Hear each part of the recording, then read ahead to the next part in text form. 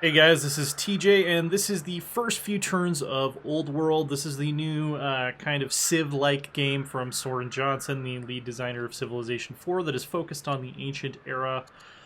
We're playing as Greece here. It's actually Philip II, so this is more like Macedon if you're really particular about history like I am. I'm just going to kind of show you how things start off. So the first thing we need to do is we're going to found a city. You can't just found cities anywhere like you can in Civ. You can only found them at specific city sites that are spaced kind of evenly around the map.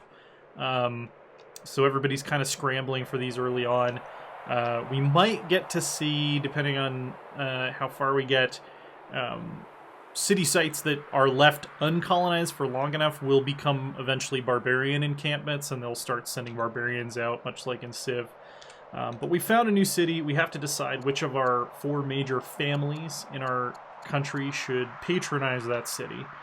They all give a different bonus, and then the family bonuses are different for which faction you're playing as. So they won't all have, you know, a rider's faction and a trader's faction and a patron's faction. So I'm going to go ahead and go with the Argaid family, which is my ruling family. They give us 2 training per year, and then we get a free promotion on all of our mounted units.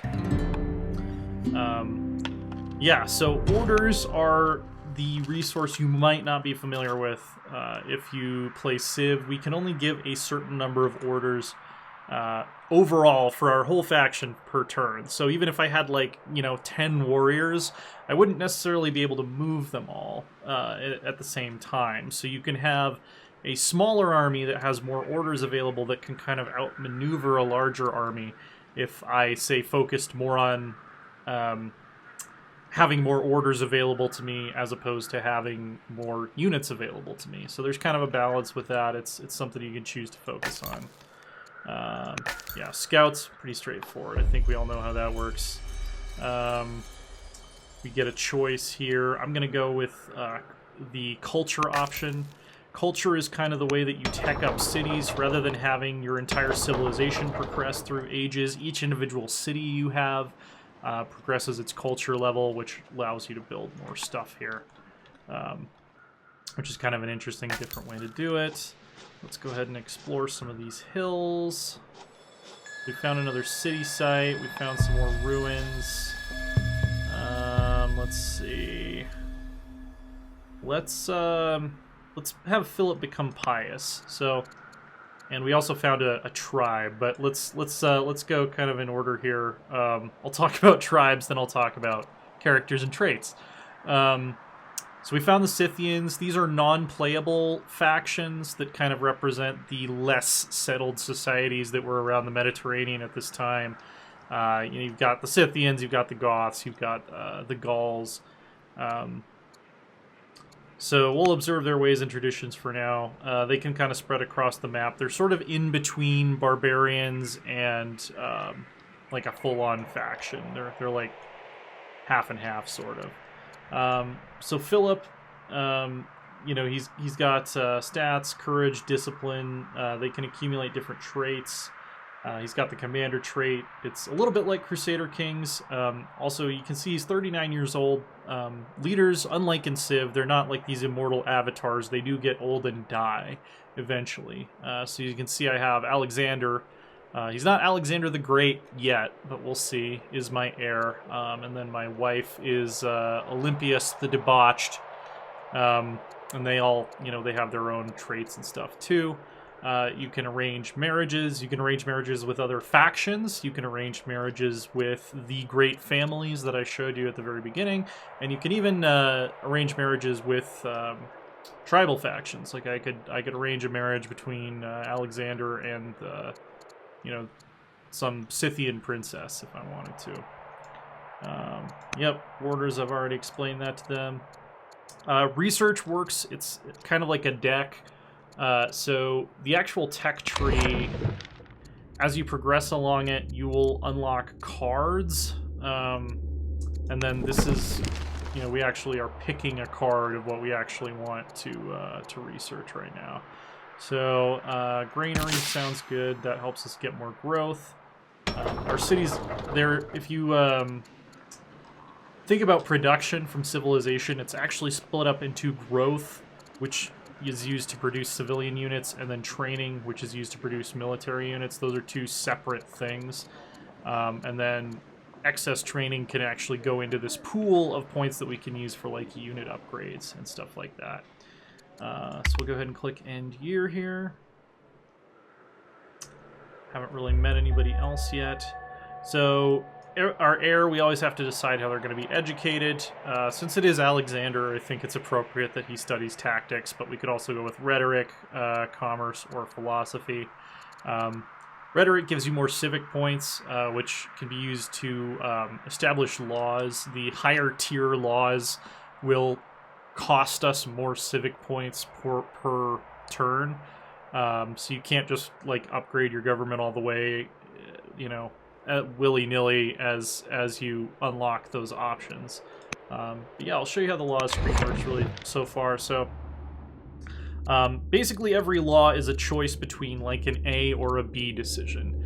So the first one that usually comes up is you can decide whether you want to be a slave society or a free society. Slave societies get +5 orders per turn, which is actually really powerful, but also all of your cities get +1 unrest per turn, so they're more prone to rebellion. And then freedom gives you science. These ones don't have any upkeep on them, but if we look at some of the more advanced laws, you see upkeep, low training, so that's going to drain our training points per turn, or low civics, that's going to drain our civic points per turn. So all of the higher level ones have some level of upkeep. Eventually you get down to stuff like monetary reform, deciding if you want to be a secular state or like very religiously intolerant and things like that. You know, in a lot of ways it plays out almost like a Civ 5 mod. It definitely reminds me more of Civ 5 than Civ 4 or Civ 6. So we can actually use our scout to harvest a resource that we have not brought within our borders yet, which is also pretty cool. It gives scouts a little bit more of something to do in the early game. It's a good way to get... here's some silver. That'll give us some money. Yep, warriors are cool. Let's see if we can just use up all of our orders here. And then I believe we will get a settler shortly here, but we haven't found an empty city site as far as I can see so far. Let's see.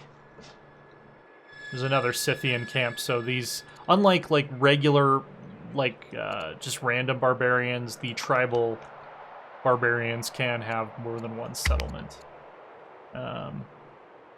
So yeah, we can see Alexander became a tactics student. Workers, pretty much the same as civilization. You know, we can build improvements, like once we get the ability to build a pasture, we could go put some livestock in there. The one kind of noticeable difference is that you have something called urban buildings now. So there's rural stuff like farms and mines. Urban buildings specifically are how you spread your city's borders. So the more urbanized a city is, the more tiles it'll be able to control versus just waiting for you know, your culture to take over tiles like you would in Civ. So we'll go ahead and build a farm here. Kind of surprised we haven't found another city site yet. This is I played a couple games of this over the course of the last week, and usually I found one pretty quick, but it looks like the Scythians kind of own everything within a fairly good radius here. So you can see if you have the orders for it, scouts can move pretty far. You're more restricted by your orders than you are. I mean, they do have like an actual max movement range. Like if I have 100 orders, I can't just send him 100 tiles away. Yeah, if you have the orders, scouts can go pretty darn far. Culture, I've already explained how that works. There we go. So there's an abandoned city site.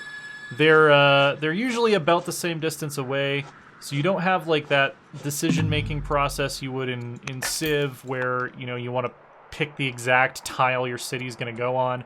They're always going to be about evenly spaced. It's not you're not going to have like dense empires versus sprawling empires like you might in Civ, which is, I'm not sure how I feel about that yet, kind of taking that part of the decision making away. But it is kind of interesting. I think it's kind of cool that city sites that just sit around for a long time will eventually become occupied by barbarians. I don't think that timer started kicking yet. Yeah, that's the early first few turns in Old World. And for everything else about this and other strategy games, keep it right here on IGN.